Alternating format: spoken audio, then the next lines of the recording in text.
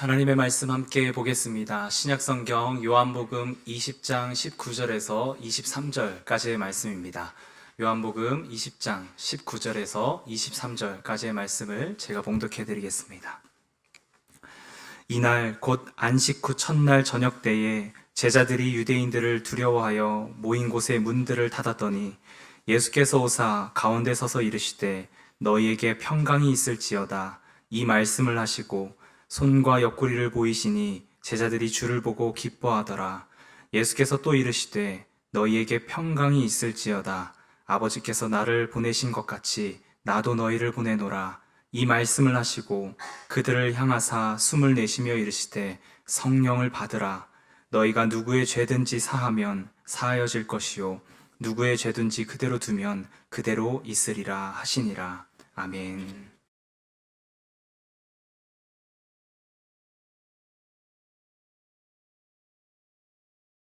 주님의 부활을 축하하며 예배하는 이 부활주일에 주님께서 주신 평강이 여러분의 삶과 가정에 가득하기를 간절히 바랍니다. 오늘은 청소년부 친구들하고 함께 일부 예배를 같이 드리고 있습니다. 그래서 설교가 짧아야지 우리 친구들이 안 좋을 것 같은데, 오늘은 이 부활주일을 맞이해서 예수님께서 이 땅에 오시고 우리에게 부활을 통해서 전하고자 하시는 말씀이, 그리고 일이 무엇인지에 대해서 좀 중점적으로 살펴보려고 합니다. 영어 단어 가운데 프로그램이라는 말이 있습니다. 이 프로그램이라는 단어는 라틴어의 어원을 두고 있는데, 프로라는 말은 미리라는 뜻이고 그램이라는 말은 쓰다라는 뜻입니다. 그래서 프로그램이라고 할 때 이 단어의 그냥 뜻만 볼 때는 미리 써 있는 것, 이게 프로그램입니다. 그래서 방송국에서 방송하는 것들을 프로그램이라고 이야기하는 이유는 미리 써 놓아진 각본에 의해서 이렇게 이루어지는 것들이기 때문에 프로그램이라고 이야기를 합니다. 프로그램을 먼저 쓰인 각본, 먼저 기록된 것이라고 할 때 이 세상에서 가장 극적인 프로그램이 있다면 그것은 성경이라고 할 수 있습니다. 왜냐하면 성경은 우리 인생과 하나님의 구원이 어떻게 펼쳐질 것인지를 미리 기록해 두었고, 그 기록해 둔 대로 이루어지고 성취되어 가고 있기 때문입니다. 특별히 예수님에 관한 기록은 예수님이 오시기 훨씬 오래전에 기록되었고, 예수님이 오셔서 그 기록대로 살아가셨고, 또 그 이후에도 예수님의 말씀대로 성취되어 가고 있는 것을 보여주는 것이 성경의 기록입니다. 그래서 성경의 기록의 내용을 자세히 보면 예수님께서 이 땅에 어떻게 오셨는지, 무엇 때문에 오셨는지, 그리고 그 일을 어떻게 이루어 가시고 또 어떠한 일을 하시는지에 대해서 일관성 있게 기록되어 있는 것을 우리가 발견할 수 있게 됩니다. 오늘은 부활주의를 맞이하여 예수님이 이 땅에 왜 오셨는지, 그리고 부활을 통하여 이루고자 하신 일이 무엇인지 성경에 미리 기록된 내용과 또 그 기록을 성취해가는 과정을 통해서 하나하나 좀 살펴보려고 합니다. 먼저 예수님께서 오시기 700년 전에, 약 700년 이전에 이사야 선지자는 이 땅에 오실 예수님에 대하여 이렇게 기록하고 있습니다. 한번 제가 읽어드립니다. 이는 한 아기가 우리에게 낳고 한 아들을 우리에게 주신 바 되었는데 그의 어깨에는 정사를 메었고 그의 이름은 기묘자라 모사라 전능하신 하나님이라 영존하신 아버지라 평강의 왕이라 할 것임이라. 700년 이전의 이사야 선지자는 예수님께서 이 땅에 오실 것인데 그분은 여러 가지의 칭호로 오시겠지만 그는 평강의 왕으로 이 땅에 오실 것이다 라고 말씀을 합니다. 그래서 예수님께서 이 땅에 오실 일 가운데 가장 중요한 일이 있다면 그것은 사람들에게 평강을 전해주는 일을 하기 위하여 오실 것이다 라고 기록해 두고 있습니다. 그렇게 시간이 흘러 예수님께서 이 땅에 태어나실 때에는 이번에는 선지자 입이 아닌 천사의 입을 통해서 예수님이 어떠한 일을 행하실 것인지를 이렇게 알려줍니다. 누가복음의 말씀입니다. 지극히 높은 곳에서는 하나님께 영광이요 땅에서는 하나님이 기뻐하시는 사람들 중에 평화로다 하니라. 천사가 하는 이야기가 예수님께서 이 땅에 오셔서 하신 모든 일들은 하나님께는 영광을 돌리는 일이 되고 동시에 사람들에게는 평안을 평화케 하는 일을 하실 것이다 라고 말씀하고 우리에게 알려줍니다. 이러한 기록을 통해서 알 수 있는 것은 예수님께서 이 땅에 오시는 핵심 사역 가운데 한 가지, 하나를 꼽으라고 한다면 그것은 평강에 관련된 사역이다라는 것을 우리에게 보여줍니다.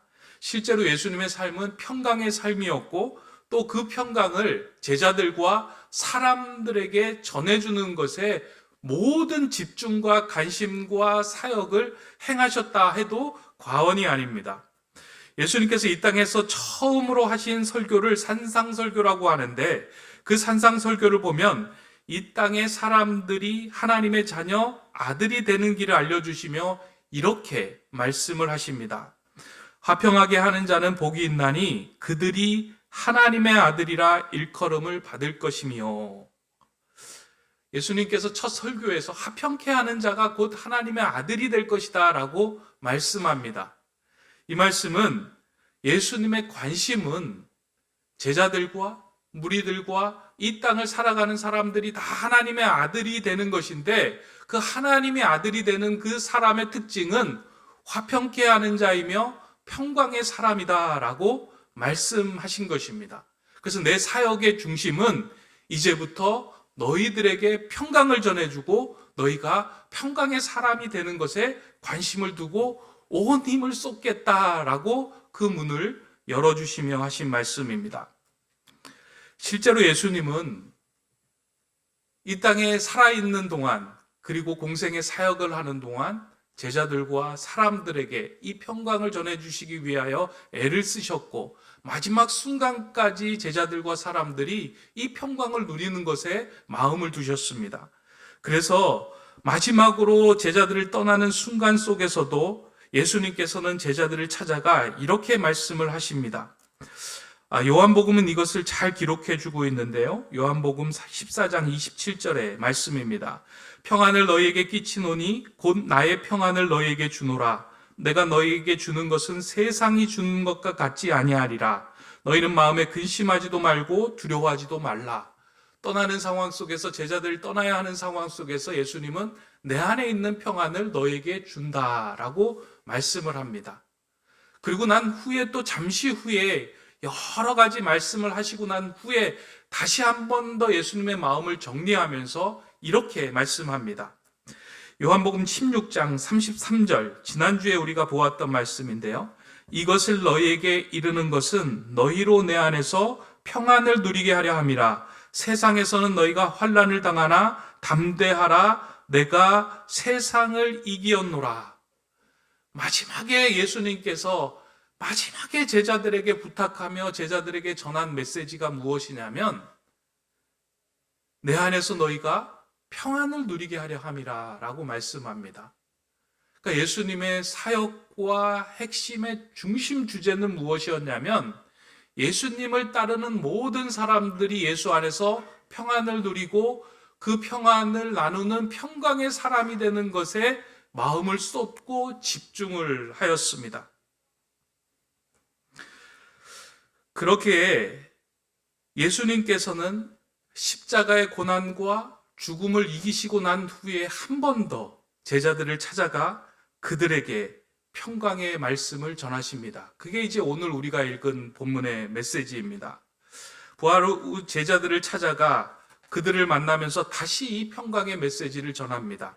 요한복음 20장 19절의 말씀인데요. 이날 안식 후 첫날 저녁 때에 제자들이 유대인들을 두려워하여 모인 곳의 문들을 닫았더니 예수께서 오사 가운데 서서 이르시되 너희에게 평강이 있을지어다. 이 평강이 있을지어다라는 것은 그냥 샬롬하고 인사한 것이 아니고요. 너희에게 평강을 전해주겠다라는 말씀을 하신 것입니다. 이걸 한 번 하신 것이 아니고요. 다음 구절에 보면 똑같이 예수님께서 자신의 손과 발에 상처를 보여주시면서 너에게 평강이 있을지어다 라고 말씀을 하고 계십니다.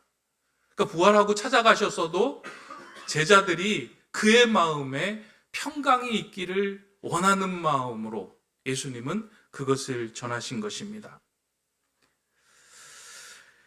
성경을 읽어보면 예수님께서는 제자들에게 그리고 사람들에게 이 평강을 전해주고자 애를 쓰셨고, 제자들은 이 평강이 무엇인지를 이해하지 못해서 평강을 받아 누리지 못한 상황에서 두려워하며 문을 꽁꽁 걸어 잠그고 있었던 모습들이 대조적으로 계속해서 나타납니다. 그럼에도 불구하고 마지막 순간까지 예수님은 제자들을 향하여 이 한 가지를 붙들고 이렇게 말씀하고 그들에게 전해주려고 합니다. 그것이 평강입니다. 왜 예수님은 이렇게 평강을 그들에게 전해주려고 애를 쓰셨을까?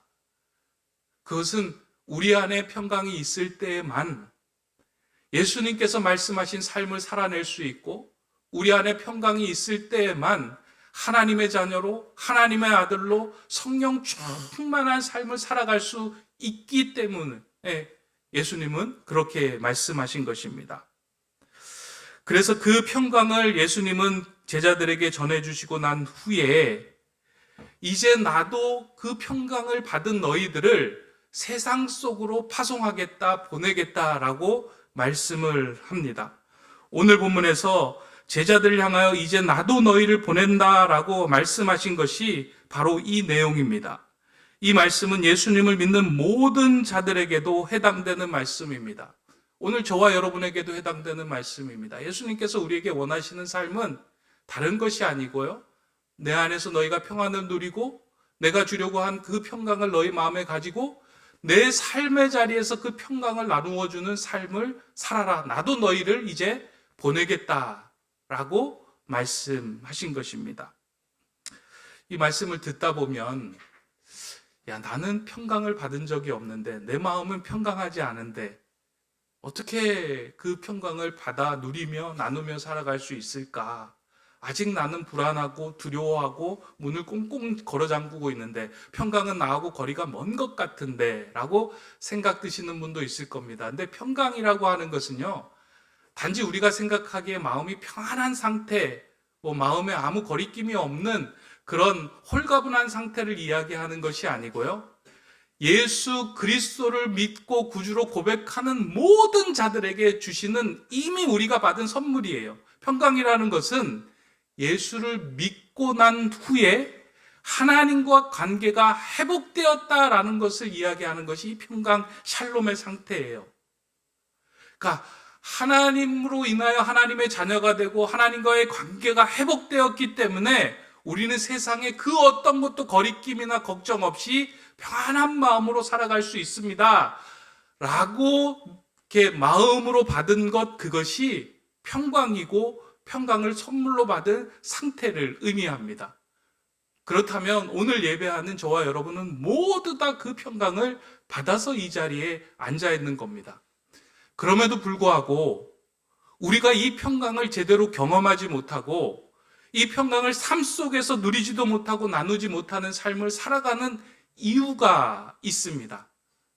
그것은 무엇이냐면, 내 마음에서 이 평강을 움직이게 하는 그 평강의 주체 되시는 성령님께 내 인생을 맡기지 못했기 때문입니다. 그래서 놀라운 건요, 오늘 부활하신 주님이 제자들을 찾아오시고 난 후에 제자들의 마음에 꽁꽁 닫힌 마음의 문을 열어주시면서 그들 안에 있던 평강이 마음껏 활발하게 누릴 수 있도록 놀라운 일을 행하십니다. 그게 무엇이냐면, 주님께서 그들을 향하여 숨을 내쉬며 성령을 받으라 라고 말씀하신 것입니다. 예수님은 명확하게 아셨습니다. 우린 다 평강의 사람임에도 불구하고 평강을 누리지 못하는 것은 나를 주장하고 내 인생의 주인 되시는 그 성령님, 내 안에 계신 하나님께 내 인생을 온전히 맡기지 못한 상태로 우리가 살아가고 있기 때문입니다. 그러나 성령을 받을 때에 내 인생의 주인이 성령님이라고 인정하기 시작할 때 그 성령님은 내 안에 그리고 내 삶을 평강으로 인도해 주기 시작합니다. 오늘 본문에 성령을 받으라라고 하는 말을 제가 이제 사전을 찾아보니까요. 받으라라고 하는 표현이 이렇게 해서 내가 성령을 주니 너희가 이렇게 받아라라는 말이 아니더라고요. 그러니까 헬라어로는 람바노라고 하는 단어를 사용하는데 이 단어는 영접한다라는 뜻이에요. 내 인격을, 그 성령님의 인격을 내 삶의 주인으로 영접하고 받아들이고 신뢰하는 것, 그것을 받는다라는 표현이에요. 다시 말해서, 내 안의 주인이 내 삶을 인도하시는 분이 성령님이시다라고 인정하며 그분의 삶에 집중하기 시작할 때 내 삶 속에 있었던 모든 주님이 주신 그 평강이 역동적으로 움직여지기 시작합니다. 놀라운 건요, 예수님께서 제자들에게 그렇게 평강을 주겠다라고 말씀하며 평강의 사람으로 살아가라고 이야기를 하셨음에도 불구하고 제자들은 그 평강을 누리지 못했는데, 이 성령을 받고 난 다음에 성령을 영접하고 난 후에 제자들의 삶이 바뀌기 시작한 거예요. 세상을 보는 시각이 달라졌고요. 다른 사람들이 힘들고 어려운 사람들에게 자신 안에 있는 평강을 나누어주는 삶을 살기 시작했습니다.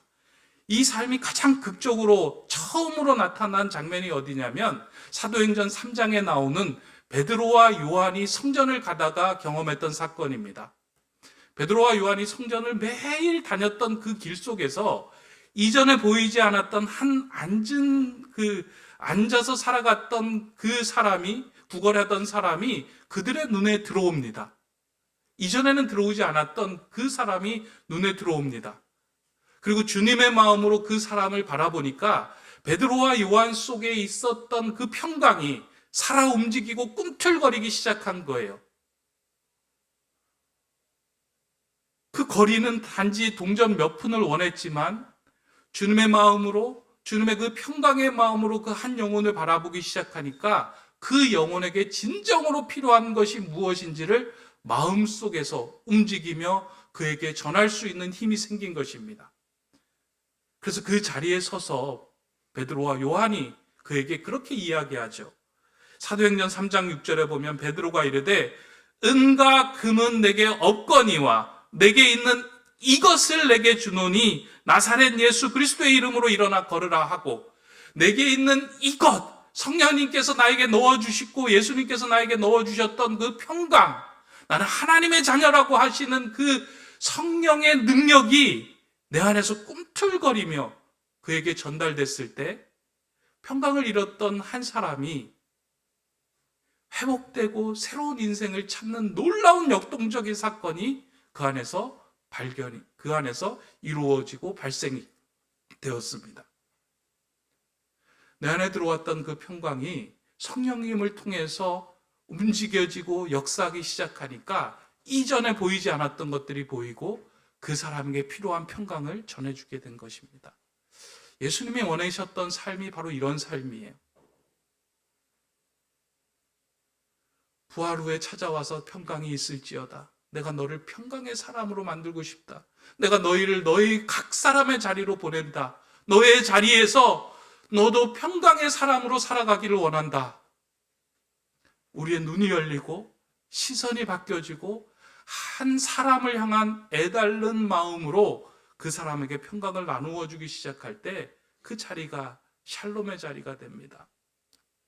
부활의 주님을 만난 제자로 살아간다는 것, 성령 충만한 사람으로 살아간다는 것은 다른 게 아니에요. 교회 와서 열심히 예배하고 찬양하는 것, 그것이 부활의 주님을 만난 자의 모습이 아니에요. 내가 보낸 자리에, 예수님께서 하나님의 뜻을 따라 이 땅에 보낸 자리에서 평강의 사람으로 살아갔듯이 내가 보내어진 자리에서 남들과 갈등을 일으키는 사람이 아니라 갈등이 풀어지고 평강이 전해지고 샬롬이 회복되는 그 자리로 만들어가는 사람이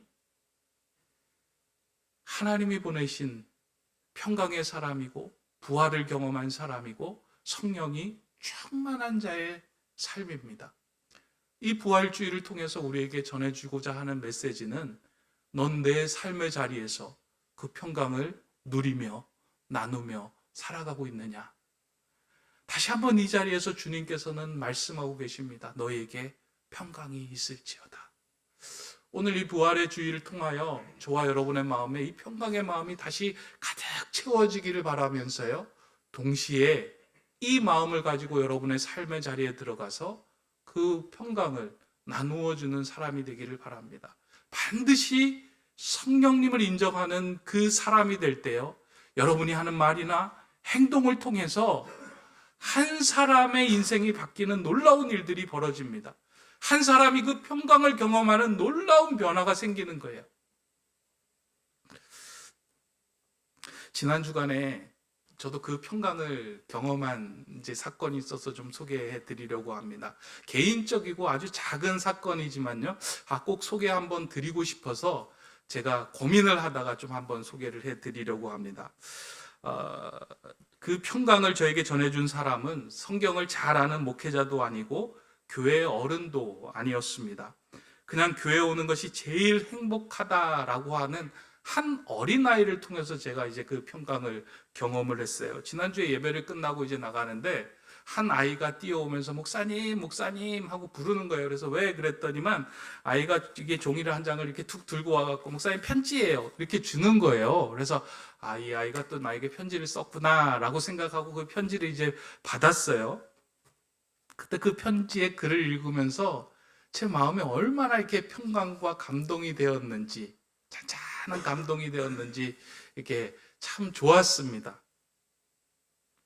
최근까지 제가 고민하고 있었던 것 가운데 하나가 무엇이냐면, 마음속으로 하나님께 묻기도 하고 고민했던 것 가운데 하나가 뭐냐면, 이제 코로나 시절에 저희가 개척을 했잖아요. 1년이 지났잖아요. 1년이 지나면서 제가 성도들을 제대로 잘 이끌고 가고 있는지, 우리 교회가 하나님이 원하시는 곳으로 잘 나가고 있는지 참 크게 궁금하기도 하고 걱정되기도 하고 염려되기도 하더라고요. 우리 성도님들이 영의 양식, 그리고 삶의 현장에서 충분하게 평강을 누리며 살아가고 있는지, 내가 그 일을 위해 최선을 다하고 있는지 막 마음이 좀 걱정도 되기도 하고 염려가 되기도 하는 마음에 기도하면서 이제 시간을 보내고 있는데요, 그 아이가 보낸 편지에 보니까 이렇게 기록이 되어 있는 거예요. 장승철 목사님에게 장승철 목사님, 우리 교회를 잘 이끌어 주셔서 감사합니다. 초등학교 이게 3학년 아이가 보낸 건데요. 그리고 코로나 조심하시고 감사합니다. 이 아이가 쓴 표현 중에 제가 눈이 이렇게 갔던 게 뭐냐면, 우리 교회를 잘 이끌어 주시고, 어떻게 초등학교 3학년이 이런 표현을 쓸 수 있을까? 그래서 제가 부모님이 이건 분명히 시켰겠다 라고 생각해서 부모님한테 한번 물어봤어요. 부모님이 좀 이게 지도를 해주고, 목사님 지금 힘들어 보이니까 이런 단어 좀 써주면 좋아할 것 같다. 야, 너 이거 단어 써라 라고 이렇게 코치를 했는지 물었더니만 전혀 그러지 않고, 주일 아침에 애가 혼자 일찍 일어나가지고 구석에서 오늘 목사님에게 편지를 써야 되겠다 하고 구석에서 끄적거리면서 써서 갖고 온 거라는 거예요. 그 편지를 보면서 부족한 저에게 친절한 성령님께서 한 아이를 통해서 평강의 마음을 전해주셨구나 라는 생각을 이렇게 마음에 들면서요, 나도 우리 성도님들에게 평강을 전해주는 그리스도의 편지로, 목회자로 잘 살아가야 되겠다. 그리고 우리 성도들이 삶의 자리의 현장에서 모두 다 주님의 부활을 경험하고 성령님이 충만한 자로 평강을 전하며 평강을 누리며 나누는 자로 살도록 애를 써야 되겠다. 주님이 집중하신 일에 나도 집중해야 되겠다. 여러분들, 이 높은 뜻 세움교회에서 신앙생활하는 동안요, 평강을 많이 누리시기 바랍니다. 그리고 그 평강을 여러분의 삶의 자리에서 많이 나누시기 바랍니다. 부모라면 아이의 입장을 헤아리면서 그 아이에게 평강을 전해주시기 바랍니다. 자녀가 된 자라면 우리의 부모님의 마음을 헤아리며 평강의 마음으로 혀와 입술이 바뀌어져서 말할 수 있어야 합니다. 여러분의 삶의 자리, 일터, 학교, 그리고 거하는 곳곳마다 여러분이 평강의 삶을 살아갈 때 사람들은 여러분을 향하여 하나님의 아들이라 칭하게 될 겁니다. 사람들은 여러분을 향하여 하나님이 살아계시는구나 라고 말씀하실 것입니다. 하나님은 예수님을 이 땅에 그 목적으로 보내셨고요. 예수님을 통하여 하나님은 살아계시는구나 라고 사람들이 고백했습니다. 마찬가지로 예수님은 우리를 삶의 현장으로 보내셨어요. 저와 여러분들을 통해서 평강을 전하는 모습을 통해서 하나님은 살아계시는구나. 예수 그리스도는 부활하셔가지고 오늘도 우리와 함께 하시는구나 라는 그 고백을 듣게 된다면 저와 여러분은 주님의 말씀대로 주님의 뜻대로 살아가는 평강의 사람, 성령 충만한 사람이 된 것입니다. 그 평강을 붙들고 평강을 나누며 누리며 살아가는 주님의 성도들 다 되시기를 간절히 주님의 이름으로 축원합니다. 기도하겠습니다. 평강의 하나님, 예수님의 부활을 통하여 우리 안에 평강이 가득하기를 소망합니다. 예수님께서 넣어주셨던 그 예수님의 숨결을 따라 우리를 보내신 자리에서 평강을 누리며 나누는 평강의 사람이 되게 하여 주시옵소서. 평강이 필요한 한 사람의 마음을 헤아리며 그 인생을 살리는 평강이 담긴 그리스도의 편지가 되게 하여 주시옵소서. 예수 그리스도의 이름으로 기도드립니다. 아멘.